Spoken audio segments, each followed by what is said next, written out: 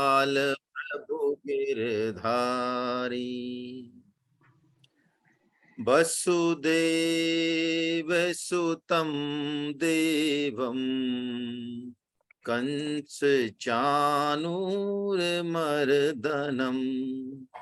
देवकी परमानंदम कृष्णं वंदे जगद्गुरु। आप सभी वैष्णव जनों के चरणों में दंडवत प्रणाम। श्रीमद् भगवत गीता का 10वां अध्याय विभूति योग पर आज हम थोड़ी चर्चा करेंगे और उसके बाद आज बड़ा पावन दिवस है राधा अष्टमी, उस पर भी थोड़ी सी चर्चा करेंगे। 7वें अध्याय में जहां से भक्ति षटक प्रारंभ हुआ, भगवान ने पहले ही 2 श्लोकों में बहुत स्पष्ट रूप से ये बता दिया कि अर्जुन, मैं अब अपने समग्र रूप को बताऊंगा और इस तरह से बताऊंगा, ज्ञान विज्ञान सहित बताऊंगा, संशय रहित होकर बताऊंगा कि उसके बाद जानने जैसा कुछ भी नहीं रहेगा।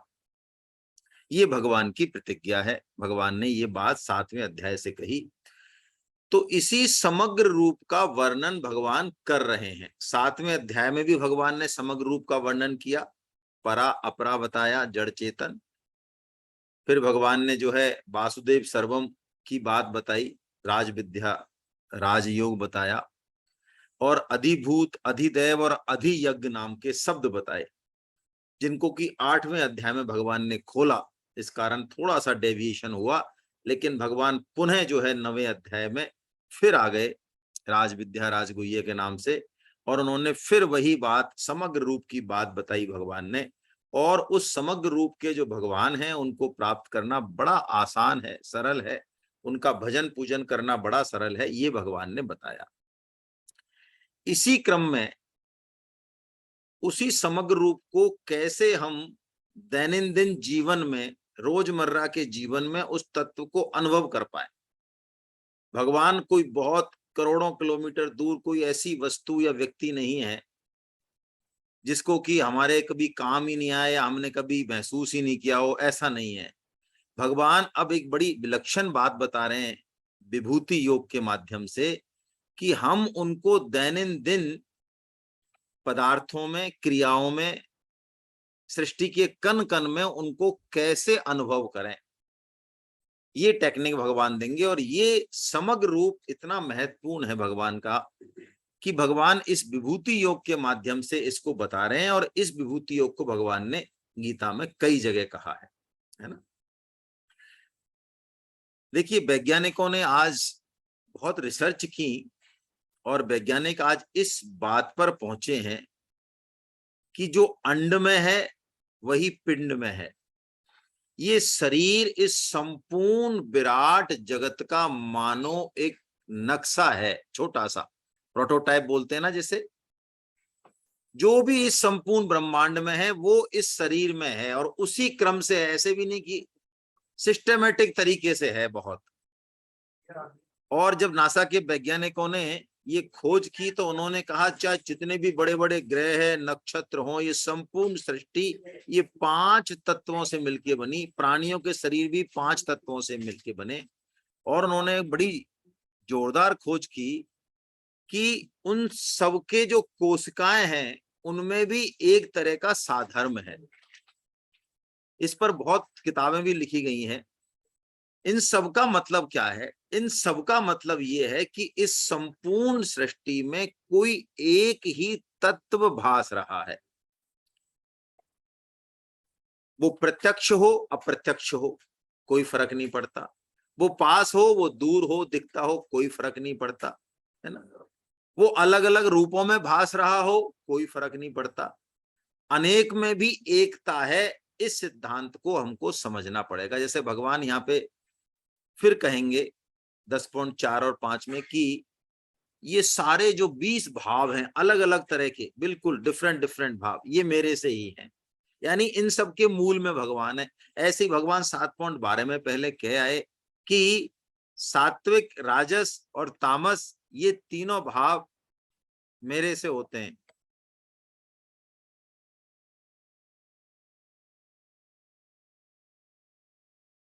तो आइए इस विभूति योग को जो है हम देखते हैं और भगवान क्या कह रहे हैं। पहले ही श्लोक में अर्जुन को महाबाहो कह रहे हैं।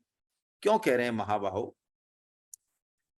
इस संसार में आके हम कुछ और कोई काम करें चाहे ना करें, वो तो हम कर ही लेते हैं प्राय, धर्म अर्थ काम और मोक्ष की बात तो कर ही लेते हैं, लेकिन उस समग्र तत्व को, उस भगवान के परम तत्व को हम जान लें, उस जानने की तरफ हमारी दृष्टि हो जाए, उस तरफ हम कदम बढ़ा लें, हमारे जीवन में ये जिज्ञासा पैदा हो जाए, यही बात महाबाहो से मतलब है ना। जैसे संपूर्ण वैदिक सनातन शास्त्रों को ब्रह्म सूत्र में पिरो दिया गया। गीता से भी सूक्ष्म है ब्रह्म सूत्र, जिसको वेद व्यास जी ने लिखा, जिसको वेदांत कहते हैं। ऐसा कहते हैं हमारा सारा शास्त्र भी नष्ट हो जाए ना, सनातन धर्म के जितने भी हैं, गीता महाभारत वेद वेदांग और भी, ये सब भी मान लो नष्ट हो जाए, नहीं मिले, तो भी ब्रह्म सूत्र एक ऐसी जो है वेद व्यास जी ने लिखी है, जिससे कि सारे शास्त्रों का पुनर्उद्भव हो सकता है। तो उस ब्रह्म सूत्र में जो पहला सूत्र है वो यही है, अथातो ब्रह्म जिज्ञासा, यानी मनुष्य जन्म पाकर हम उस परम तत्व के बारे में जानने की जिज्ञासा करें, ऐसा भगवान जो है कहते हैं।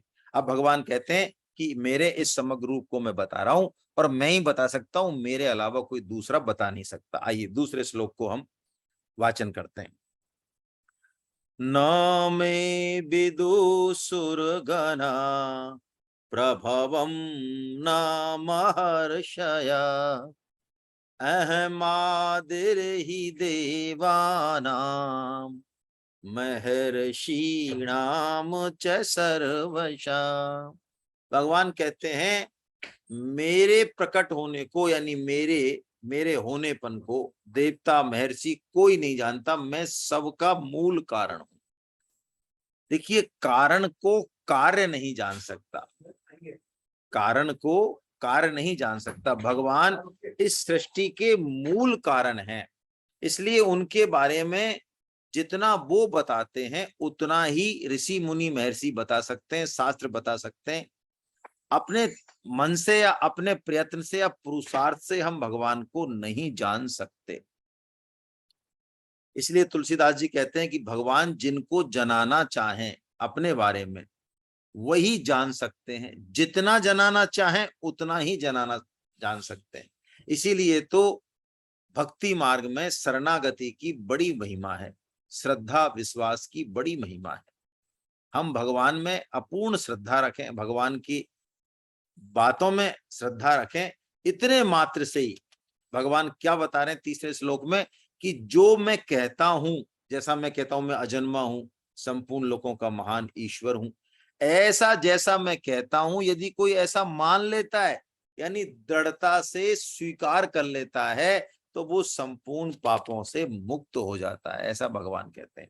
और अब समग्रता को बताने के लिए देखिए, समग्रता का मतलब सब कुछ है। जैसे स्वामी जी कहते हैं बहुत सुंदर फूल खिले हों, सुंदर सुगंध आ रही हो, या फिर सड़ा हुआ मांस, बहुत गंदगी पड़ी हो, ये सब एक ब्रह्म का ही अलग अलग रूप है। हालांकि इसमें फर्क है, फर्क मतलब हमारे कारण फर्क है, क्योंकि हम सुख चाहते हैं, इसलिए हम सुख चाहते हैं तो हमको शास्त्रों के विधि निषेध का पालन करना पड़ेगा। हम सुख स्वरूप हैं, हम दुख स्वरूप नहीं है, तो इसलिए सुख चाहते हैं तो शास्त्रों के विधि निषेध का पालन करना पड़ेगा। हम ये कुतर्क नहीं दे सकते कि जब सब भाव भगवान के, तो हम किसी की निंदा करें, बुराई करें, किसी का मर्डर कर दें, तो अभी तो हम भगवान का ही काम कर रहे हैं। नहीं, यदि आप ऐसा कुतर्क करेंगे तो शास्त्र कहता है फिर भगवान नरक भी तो हैं, नरक भी तो भगवान ही है, और डंडे पड़ेंगे, जेल जाएंगे, वो भी तो भगवान ही है, वो सब हमारे पड़ेंगे। फिर तो हम वो नहीं चाहते, नरक जाना नहीं चाहते, जेल जाना नहीं चाहते, तो शास्त्रों की बात को हमको मानना चाहिए, है ना। ये कुतर्क नहीं कर दें इस 20 भावों को सुन के कि सब भाव भगवान के हैं तो हम तामस भाव में ही जाएंगे, नहीं, तामस भाव में जाएंगे तो भगवान फिर नरक रूप से प्राप्त होंगे, है ना। तो देखिए यहाँ पे भगवान कह रहे हैं कि ये जितने भी भाव हैं ये सब मेरे से हैं। इसको पचाना समझना थोड़ा मुश्किल होता है, लेकिन इसमें एक उदाहरण है, 2 उदाहरण है, देखिए इसमें दोनों ही उदाहरण बड़े अच्छे हैं। लंका कांड में 7 कांड है, ओ सॉरी रामायण में 7 कांड है, ठीक है, जिसमें से लंका कांड में बहुत ज्यादा मार काट और युद्ध का वर्णन है। अब कोई आदमी भक्ति भाव से भरा हुआ हो है और वो कहे कि यार रामायण वैसे तो बहुत अच्छी है लेकिन इसमें से लंका कांड को हटा दो, रावण को हटा दो, है ना, ये थोड़ा सा गड़बड़ है मामला। तो बताइए रामायण फिर रामायण रहेगी क्या? समझे आप, में समग्रता की बात को हम समझने की कोशिश कर रहे हैं। आपने कभी सांप सीढ़ी खेली है? सांप सीढ़ी का गेम खेला है बचपन में? खेला होगा। तो उसमें क्या करते हैं, वो सांप होता है, बीच में कई सारे सांप होते हैं, हम मेहनत करते हैं और वो सांप हमको नीचे ले आते हैं। और एक सांप तो पहले आपके पता नहीं, हमारे टाइम पे एक सांप तो वो 99 पे बैठा रहता था और वो इतना बड़ा सांप था, वो 99 वाला वो सीधा कहीं 6 या 7 पे पटकता था वो। तो इतनी मेहनत करके आदमी जाए ऊपर और उसको वो 99 वाला खा जाए सांप, तो वो सारी मेहनत खराब हो गई। तो अब यदि हमारे मन में ये आवे कि यार सांप सीढ़ी का गेम जो है हम खेलेंगे तो सही, लेकिन उसमें सांप नहीं हो, सीढ़ी सीढ़ी हो, बताओ आपको मजा आएगा क्या? नहीं आएगा मजा, है ना। यदि आपको सीढ़ी सीढ़ी वाला दे दिया जाए, 1 2 3 4 पहुंच गए, तो क्या मजा आएगा बताओ आप समझे बात, मैं जो बात की तरफ इशारा करना चाह रहा हूं। जब हमको ही, हम तो जीव कोटि हैं, जब हमको ही मजा नहीं आएगा, हमको भी सांप और इस तरह का थोड़ा रोमांचक गेम चाहिए, तब जाके हमारा आनंद आएगा। तो ये सृष्टि उस परम सृष्टा का परम आनंद है। आप देखिए, समझें इस बात को, ये सृष्टि इतनी विविधताओं से भरी हुई है, इसमें इतना रोमांच है, हमें तो लग सकता है कि केदारनाथ में भूकंप आ गया और इतने लोग मर गए, लेकिन ये देखिए एक खेल है भगवान का, एक रोमांच है जिसमें कर्म के आधार पे या जिसके आधार पे। इसलिए इतनी विविधताओं में भी मूल में तत्व एक है, इस बात को हमको पकड़ना होगा। यदि ऐसा नहीं होता तो आप सोचो, पूतना भगवान के पास क्यों गई थी? दूध पिलाने गई थी या प्राण लेने गई थी उनके? हैं? अरे प्राण लेने गई थी, दूध पिलाने का तो बहाना था, है। लेकिन देखिए, आपको ये बात सुन के आश्चर्य होगा, क्योंकि भगवान सभी भावों में है और सभी भाव भगवान से हैं। भगवान उन भावों में है और नहीं भी है, ऐसा ही भगवान कहेंगे। खैर, चूंकि पूतना दूध पिला रही है और हलाहल विष पिला रही है, दूध भी नहीं हलाहल विष, जिस पर की दृष्टि पड़ जाए तो खत्म हो जाए आदमी, लेकिन भगवान उस पूतना को जो है धाय माँ की, यानी दूध पिलाने वाली माँ की गति देते हैं। इसीलिए तो नारद जी कहते हैं, बड़ा प्यारी बात कहते हैं भगवान की, इस श्लोक से हम ये बात पकड़ें कि तस्मात् बैरानुबंधे निर्वैरेण भयेन वा। भगवान से कैसे भी हमारा संबंध हो, भय से हो जाए, बैर से हो जाए, है ना, प्रीति से हो जाए, स्नेह से हो जाए, कामना से हो जाए, कैसे भी भगवान में यदि किसी भी विधि से मन लग जाए हमारा, तो कल्याण ही होगा। आज हम आसक्ति पे बात करेंगे, है ना, राधा तत्व के बारे में। आसक्ति अपने आप में खराब शब्द मानते हैं हम गीता वाले, लेकिन आज आप देखेंगे प्रेम का बहुत ऊंचा स्तर है जो आसक्ति है। लेकिन ये आसक्ति हो किससे, आसक्ति का केंद्र क्या है, उस पर निर्भर करेगा। आसक्ति का केंद्र यदि भगवान है तो यही आसक्ति हमारी जिंदगी का सबसे बड़ा कल्याण साबित होने वाली है। भगवान की दृष्टि में इन भावों में कोई भेद नहीं है।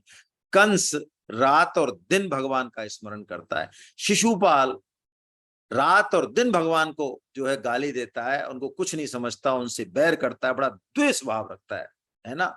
लेकिन ना, दोनों को ही सायुज्य मुक्ति मिलती है ना।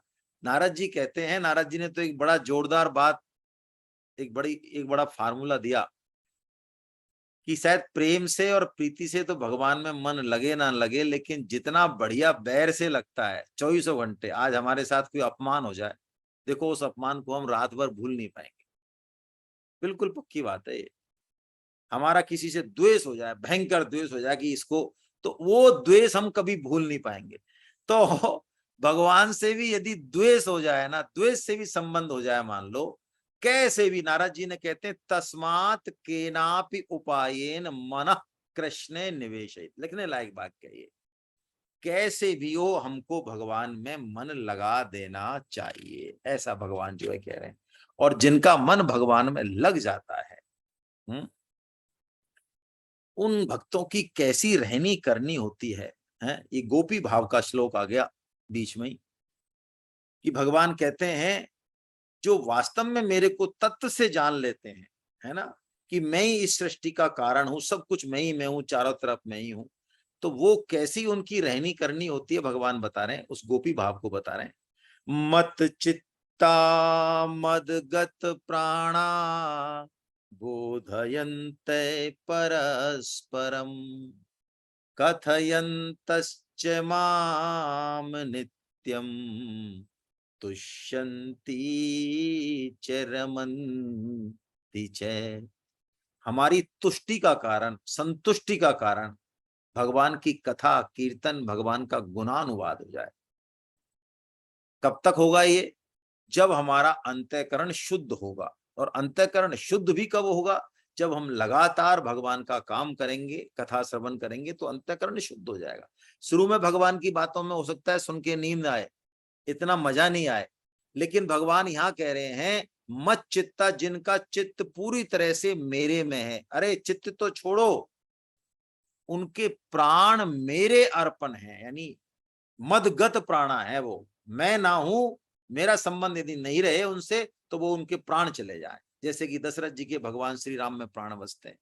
और वो क्या करते हैं, वो हमारी तरह व्हाट्सएप पे समय नहीं बिताते हैं, वो बोधयन्ते, भगवान के स्वरूप, भगवान की कथाएं अनंत हैं। किसी के दिमाग में ये आता है अरे हमने सुन ली कथा, अरे इतनी कथाएं हैं, भगवान ने इतने अवतार लिए हैं उसमें, कि वो एक से एक कथाओं को, एक से एक भावों को आपस में कहते हैं, और कह के इतना इतना जो है वो तुष्ट, संतुष्टि, रमण करते हैं। रमण मतलब हमारा मन खिंचा चला जाए जिस चीज में। रात और दिन, जैसे स्वामी जी कहते हैं ना, जैसे भूखे को अन्न की याद नहीं दिलानी पड़ती, प्यासे को जल की याद नहीं दिलानी पड़ती, ऐसे ही भक्तों को भगवान की याद नहीं दिलानी पड़ती, याद उनको रहती ही है। ऐसा जो है ये भगवान का, भगवान कहते हैं अर्जुन तू मेरे इस विभूति और योग को यदि ऐसे जान जाएगा। विभूति हम कहते हैं ना, अरे ये हमारी बड़ी विभूति है साहब, ये हमारे बीच में बैठी हैं, बड़ी विभूति हैं ऐसा कहते हैं ना। विभूति मतलब कोई विशेष बात है, उसमें कोई योग्यता है, उसमें ऐसा कोई गुण है उसमें, तभी तो कहते हैं विभूति बैठी है हमारे बीच में। और वो तो विभूति है, विशेष कोई गुण या ऐश्वर्य है, प्रकट है, और जिस ताकत से वो ऐश्वर्य प्रकट होता है उसको योग कहते हैं। तो भगवान की योग और विभूति दोनों भगवान से ही हैं। ऐसा जो जान जाता है तो भगवान कहते हैं वो हमेशा मेरे ही भाव में रहता है, उसको कुछ नहीं चाहिए, निष्काम भाव में रहता है, उसको कुछ नहीं चाहिए, मैं खुद ही उसको सब कुछ दे देता हूं, क्योंकि उसका योगक्षेम वहन करूंगा ना, तो उसको कर्म योग चाहिए, बुद्धि योग चाहिए, प्रेम चाहिए, ज्ञान चाहिए, जो चाहिए वो सब मैं दे देता हूं। हालांकि वो कुछ नहीं मांगता। 5 तरह की मुक्तियां बताई हैं, सालोक्य, साष्टि, सामुप्य, सारूप्य, एकत्वम, अप्युता, है ना। सालोक यानी भगवान का लोक मिल जाए, साष्टि यानी भगवान, रिष्टि यानी कहते हैं ऐश्वर्य को, भगवान के जैसा ऐश्वर्य मिल जाए, सामीप्य यानी जहां भगवान रहे हम वहीं रहें बस, है, और सारूप यानी भगवान के जैसा रूप मिल जाए, और सायुज्य मतलब भगवान में मिल जाना, है, ब्रह्मलीन हो जाना। तो भगवान कहते हैं मेरे भक्त जो है मांगने से भी दिए मानम न ग्रहंती, मैं देता हूं ना तब भी इन मुक्तियों को नहीं लेते हैं। क्योंकि उनको तो मेरे सगुण साकार रस में बड़ा आनंद आता है। अब अर्जुन जो है भगवान की स्तुति करते हैं। वाह, कैसी बढ़िया बात भगवान ने बताई। और अर्जुन कहते हैं, महाराज आप मेरे को सारी विभूतियां कह दो, आपकी बातें इतनी अच्छी लग रही हैं। ये 9.26 से लेके और 10.11 तक का जो ये पोर्शन है ना, ये गीता का हृदय का भी हृदय है। 9.26 से और 10.11 ये गीता के 700 श्लोकों को हाफ करो तो ये बिल्कुल बीच में आता है। इसलिए लोग कहते हैं, संत कहते हैं, हृदय का भी हृदय है। और वास्तव में इसमें भगवान ने बहुत गुप्त भाव प्रकट किए, अपने आप किए, मन से किए। तो अर्जुन कह रहा है, महाराज मेरी इन बातों को सुनते सुनते तृप्ति नहीं हो रही है। आपको याद हो, अब तो व्हाट्सएप का जमाना आ गया, नहीं 30-40 साल पहले कोई दादी अम्मा या कोई ऐसी कोई कहानी किस्सा या ऐसा सुनाने लग जाते रात को छत पे बैठ के और उसको बीच में छोड़ देते मान लो, तो कैसी चटपटी लगती। अरे भैया ये बताओ इस कहानी में क्या हुआ है, बताओ। अच्छा तो ऐसा कर, तू नीचे से पानी लेके आ मेरे को। हाँ पानी लाएंगे, रोटी लाएंगे, सब काम करेंगे, आप बताओ लेकिन कथा सुनाओ। ऐसे ही अर्जुन की दशा हो रही है। वो कह रहे हैं, महाराज मेरी तो तृप्ति नहीं हो रही इस अमृत रूपी आपकी वाणी को सुनते सुनते। तो आप मेरे को सारी विभूतियां बता दो, जिससे ये तो बड़ा अच्छा काम है। भगवान ने कहा, नहीं, मैं सारी विभूतियां नहीं बताऊंगा, मैं सिर्फ मोस्ट इंपॉर्टेंट बताऊंगा। तो अब भगवान जो है अपनी 82 विभूतियों का वर्णन कर रहे हैं। एक तो भगवान कह रहे हैं, सर्वभूताशय स्थिता अहम आत्मा गुड़ाकेश। हे गुड़ाकेश, हे अर्जुन, सब जीवों की जो आत्मा है वो मैं ही हूं। जीव मात्र की आत्मा, आत्मा का भी आत्मा यानी परमात्मा वो भगवान है। सब भूतों, सब प्राणियों की, है ना। इसलिए हम किसी भी व्यक्ति का भला करें, सेवा करें, कोई निमित्त मिले तो भगवान ही की ही सेवा हो रही है, ऐसा हमको मान लेना चाहिए, है ना। अब भगवान बहुत सारी विभूतियों का वर्णन कर रहे हैं, हम देखते हैं जल्दी जल्दी। भगवान कह रहे हैं, अदिति के पुत्रों में 12 आदित्य हैं, मैं विष्णु हूं, यानी वामन भगवान है ना। ज्योतियों में सूर्य हूं, और वेदों में भगवान ने सामवेद बताया, देवताओं में इंद्र बताया, और इंद्रियों में मन बताया भगवान ने। और प्राणियों की चेतना भी भगवान कहते हैं मैं ही हूं, ऐसा। ओंकार भी भगवान ने कहा। और जप यज्ञ में नाम, नाम जप, जप यज्ञ में भगवान ने संपूर्ण यज्ञों में जप यज्ञ बताया अपने आप को, है ना। तो इसका मतलब नाम जप जो है ना, भगवान का नाम और स्मरण, ये कलयुग का साधन है। भगवान का हमें स्मरण होता रहे हमेशा, नाम जप चलता रहे हमारा, ये कलयुग के लिए, कलयुग केवल नाम आधारा, ऐसा भगवान ने कहा। और इसमें 4 तरह के जप बताए हैं, आपको पहले भी बताया लेकिन जल्दी जल्दी बता देते हैं कि वैखरी जप, उपांशु जप, मानसिक जप और अजपा जप, है ना। वैखरी जिह्वा से, कानों को सुनाई दे, दूसरों को भी सुनाई दे। उपांशु कंठ से आवाज आए, मुंह से नहीं, स्वयं को सुनाई दे, दूसरों को नहीं। मानसिक, मन ही बोले मन ही सुने, बस। और अजपा जप, ये तो बहुत बात की बात है ना। जपे ना जपावे और आपते आवे, ये खुद, ये संतों की रहनी करनी का साइन है, अपने आप वो आता है। ऐसे भगवान ने बहुत सारी यहाँ पे जो है विभूतियां बताई। दैत्यों में अपने आप को प्रहलाद बताया, और शस्त्रधारियों में अपने आप को श्री राम बताया, अध्यात्म विद्याओं में अपने आप को अध्यात्म विद्या बताया, है ना। और भगवान ऐसा कह के मृत्यु को भी भगवान ने अपना रूप बताया। और स्त्री जाति में, स्त्री तत्व में जो ये कीर्ति, श्री, वाणी, स्मृति, मेधा, धति और क्षमा, ये 7 बात जी भगवान कहते हैं ये भी मैं ही हूं, ऐसा भगवान ने बताया। अब देखिए समग्र रूप का वर्णन है, इसलिए दूत, जुआ, उसको भी भगवान ने अपना स्वरूप बताया है ना। जुआ को भी अपना स्वरूप बताया। इसमें लिखा हुआ है कि जुए को भगवान ने अपना स्वरूप क्यों बताया, है ना। ऐसा कह के भगवान ने कहा, अर्जुन जितने भी जीव हैं वो सब मेरे से ही हैं, मेरे बिना कोई भी जीव नहीं है, ऐसा भगवान ने कहा। और अब अंतिम 2 श्लोक, इनको हम समझेंगे। है ना। भगवान ने कहा कि मेरी विभूतियों का अंत नहीं है, मेरी विभूतियां बहुत हैं, अनंत है, वो गिन नहीं सकते। लेकिन तू तो ऐसा मान ले कि जहां जहां यत यत विभूति मत सत्वम, जहां जहां तुझे कुछ भी ऐश्वर्यशाली दिखे, शोभा युक्त दिखे, बल युक्त दिखे, उस ऐश्वर्य बल और तेज को देख के तुझे मेरा स्मरण हो जाना चाहिए। तब तो उस पदार्थ को देखने सुनने का कोई फायदा है ना। उससे भगवान का स्मरण हो जाए। जो भी व्यक्तिगत विलक्षणता देखे उसे व्यक्तिगत नहीं माने, भगवान की ही विशेषता देखें, है ना। थैंक यू जरूर बोले, लेकिन उसको जो है। और भगवान अब अर्जुन पर विशेष कृपा करते हुए कहते हैं, अर्जुन अथवा बहुनैतेन किम ज्ञातेन तवार्जुना विष्टभ्याहमिदं कृत्सन् मे कांसेन स्थितो जगता। हे अर्जुन, तुझे बहुत सी बातें जानने से क्या लेना देना है। मैं स्वयं बैठा तो हूं तेरे सामने, संपूर्ण विभूतियां जहां से निकलती हैं और जहां समा जाती हैं, संपूर्ण विभूतियों का उद्गम स्थल मैं तेरे सामने बैठा हूं। तू मुझे सिर्फ अपना सारथी ही मत मान। और भगवान ने उसको हिंट दिया अर्जुन को कि जितने भी ये ब्रह्मांड हैं, ये सृष्टि, ये मेरे किसी एक अंश में समाई हुई है। मैं एक अंश में समाई हुई है।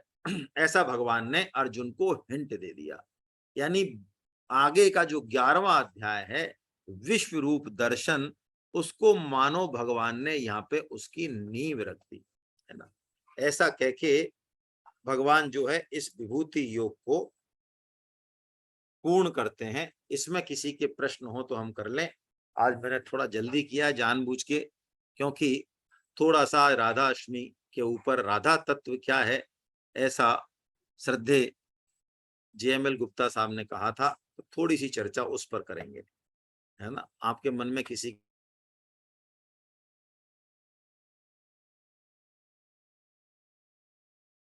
मैं राम बल्लभ शर्मा साहब को अनम्यूट कर रहा हूं। जी सर। हरे कृष्णा सर। हरे कृष्णा साहब। हरे आवाज आ रही सर मेरी? आ रही है, आ रही है। सर, निवेदन है कि साहब जो 10वें श्लोक में कहा है साहब, मैं अनंत भक्तों को बुद्धि योग देता हूँ, उसको थोड़ा सा स्पष्ट करें सर। और एक 22वें श्लोक में जो चेतना शब्द आया ना साहब, कि हाँ, सभी की चेतना मैं ही हूँ, तो चेतना से मतलब आत्मा से या पृथक कैसे दे? चेतना आत्मा का एक गुण है ना। जब तक आत्मा अपना उस देह से संबंध मानती है तब तक उसमें चेतना रहती है, हरकत रहती है। जैसे ही संबंध नहीं मानती है, चेतना लुप्त हो जाती है। तो हम कहते हैं सत निकल गया, कहते हैं ना, सत निकल गया, सत। अब जो बचा है, जो मिट्टी बची है, तो चेतना गया, जड़ ही जड़ रह गया, चेतन गया।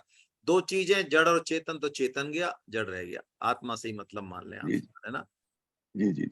और आप कह रहे हैं, अच्छा, बुद्धि योग, ददामी बुद्धि योग 10वां।